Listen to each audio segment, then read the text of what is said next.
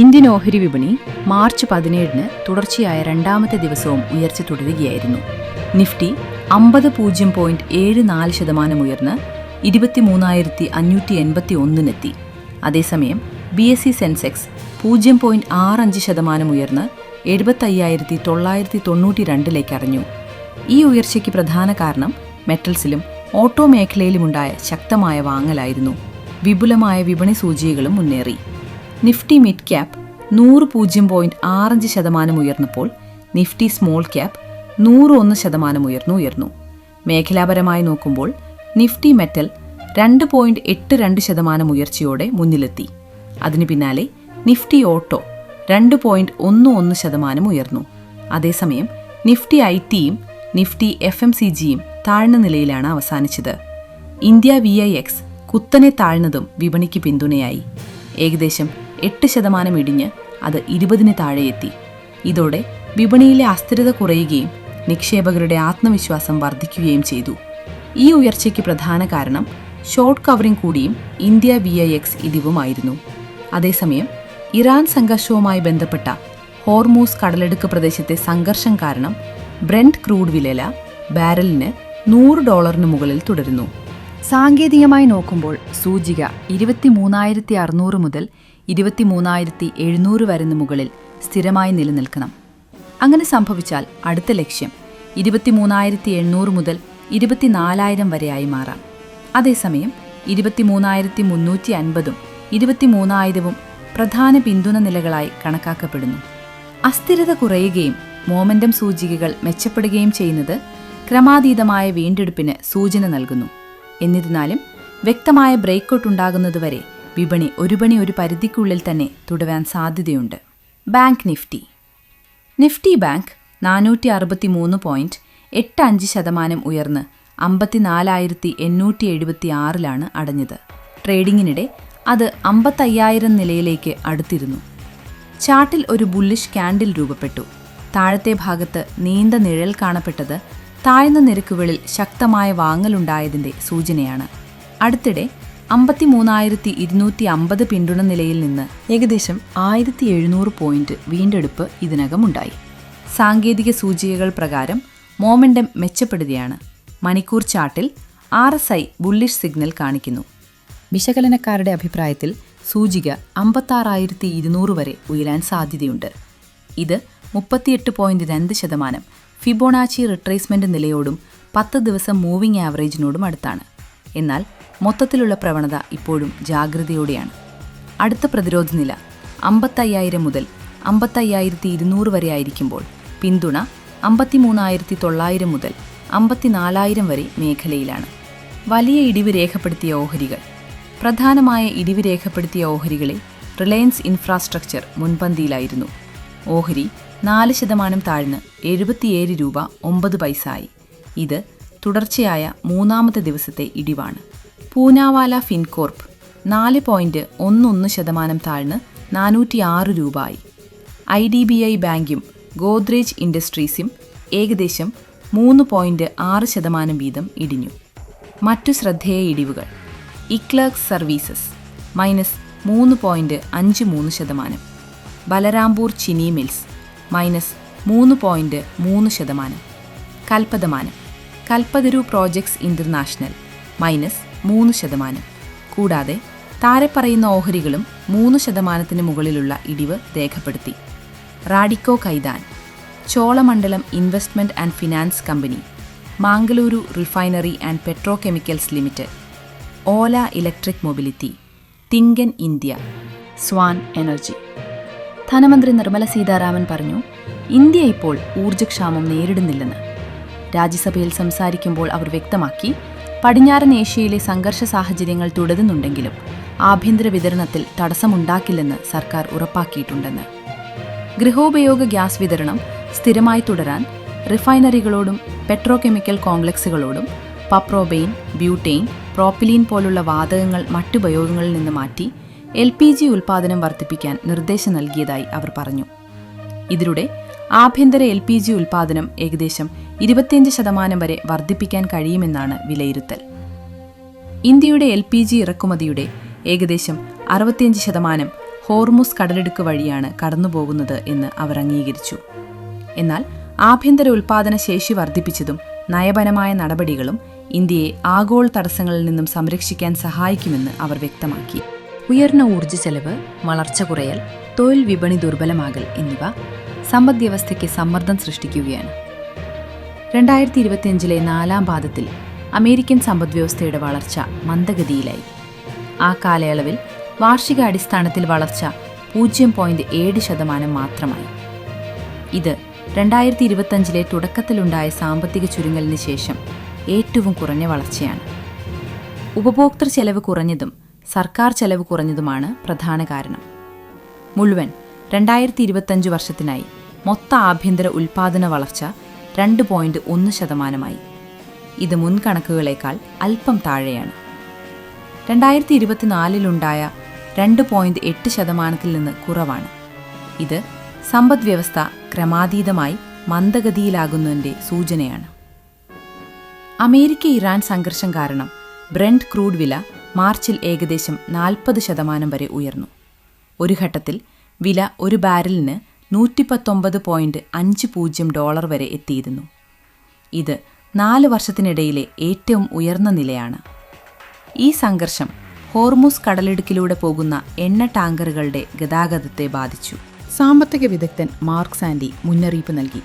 എണ്ണവില ഉയർന്ന നിലയിൽ തുടർന്നാൽ അടുത്ത 12 മാസത്തിനുള്ളിൽ അമേരിക്ക മാന്ദ്യത്തിലേക്ക് കടക്കാൻ സാധ്യതയുണ്ടെന്ന്.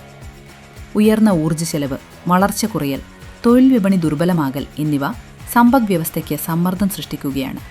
2025 നാലാം പാദത്തിൽ അമേരിക്കൻ സമ്പദ്വ്യവസ്ഥയുടെ വളർച്ച മന്ദഗതിയിലായി. ആ കാലയളവിൽ വാർഷിക അടിസ്ഥാനത്തിൽ വളർച്ച 0.7% മാത്രമായി.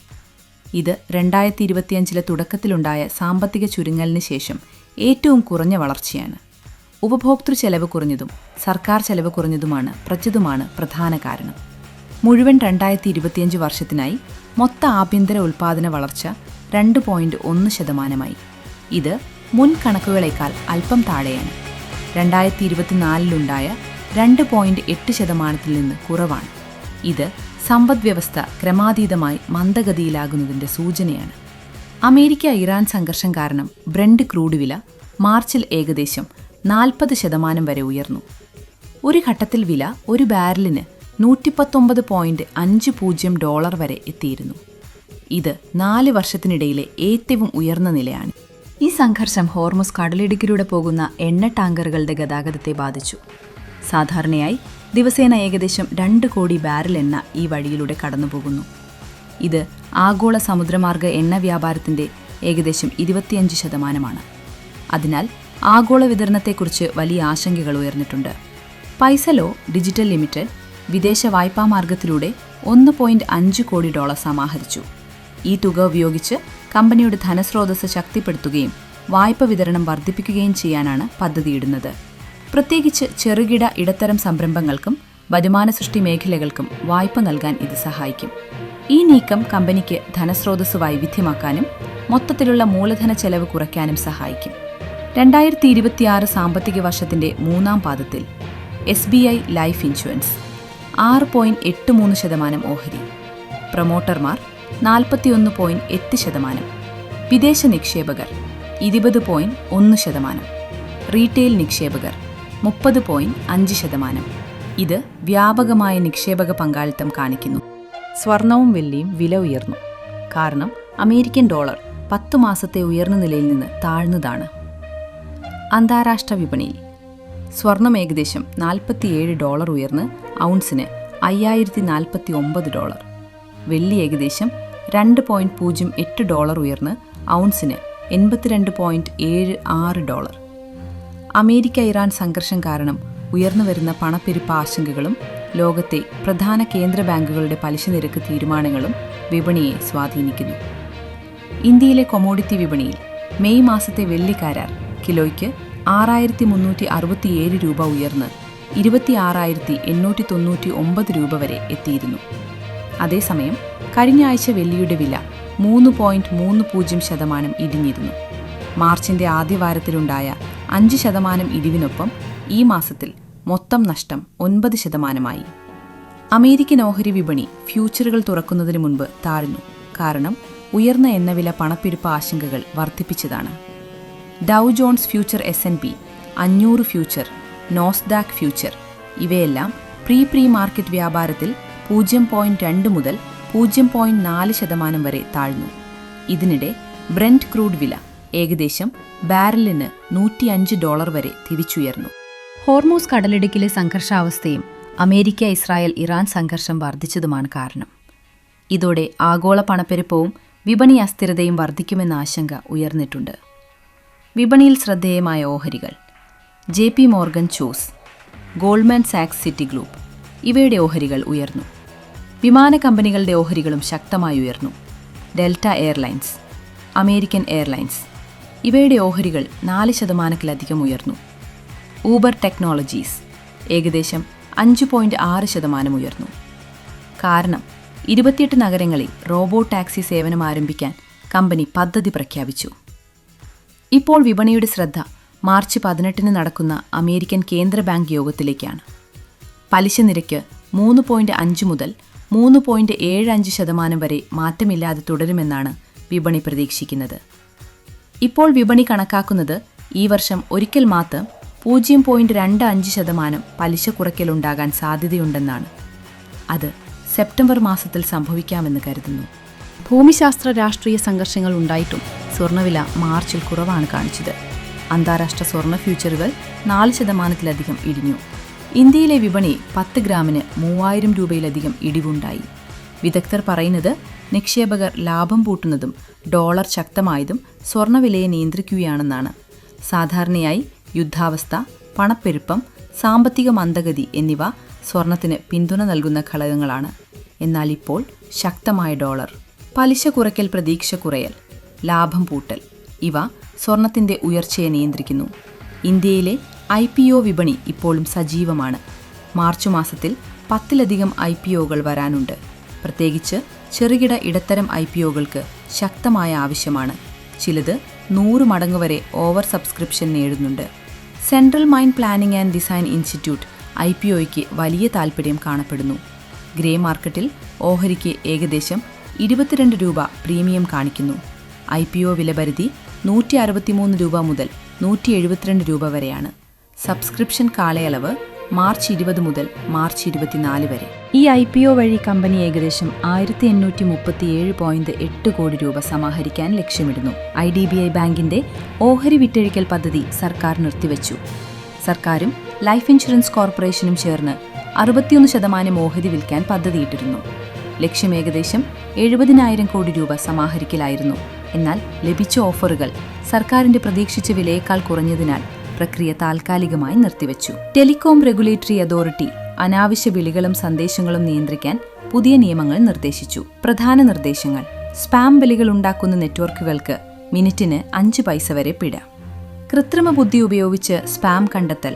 10 ദിവസത്തിനുള്ളിൽ 3 പരാതികൾ ലഭിച്ചാൽ 15 ദിവസം നമ്പർ സസ്പെൻഷൻ. ആവർത്തിച്ചാൽ 1 വർഷം വരെ ബ്ലാക്ക് ലിസ്റ്റ്. കോർപ്പറേറ്റ് നടപടികൾ. REC ലിമിറ്റഡ് 3 രൂപ 20 പൈസ ഇടക്കാല ഡിവിഡൻഡ്.